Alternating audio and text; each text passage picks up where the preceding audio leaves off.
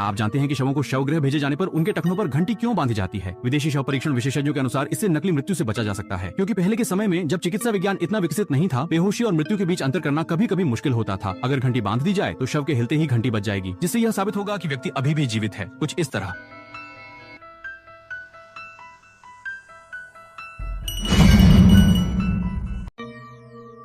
हाँ, सभी लोग इस तमाशे से हंस पड़े। आखिरकार अब की चिकित्सा स्थिति में गले में पट्टा पहनना एक पारंपरिक आदत है, लेकिन आश्चर्य की बात यह है कि उस रात घंटी सच में बज उठी।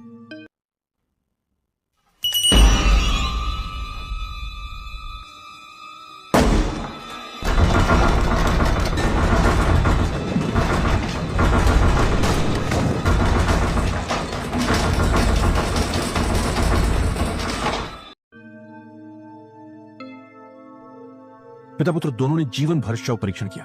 यह पहली बार था जब उन्होंने इतनी डरावनी घटना का सामना किया। उन्हें लगा कि वह महिला वापस आ गई है।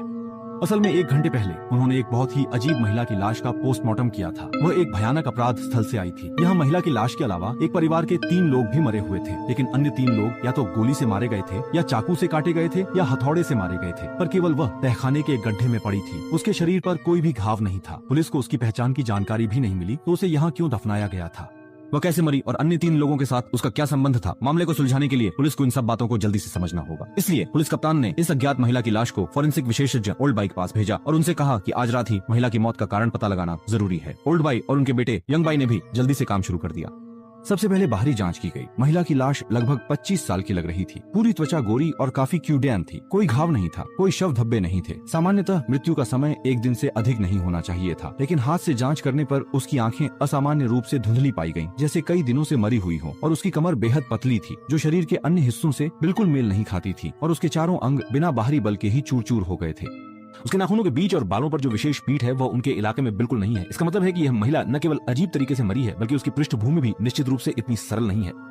इस समय जब छोटे सफेद ने उसका मुंह खोला तो उसने डर के मारे देखा कि उसकी जीभ को पूरी तरह से काट दिया गया था और एक दांत भी गायब था। और बड़े सफेद ने उसकी गले से लगभग 20 सेंटीमीटर लंबी एक धागा निकाला। माइक्रोस्कोप से देखने पर यह एक प्रकार का फाइबर उत्पाद लगता है, लेकिन इसका उपयोग अभी तक निश्चित नहीं है।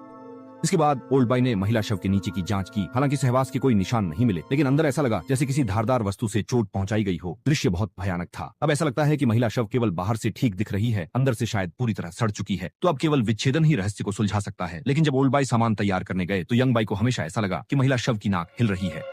पास जाकर देखा, अंदर से सच में खून बह रहा था। अभी समझ भी नहीं पाया था कि क्या हो रहा है। एक मक्खी नाक के छेद से बाहर उड़ गई।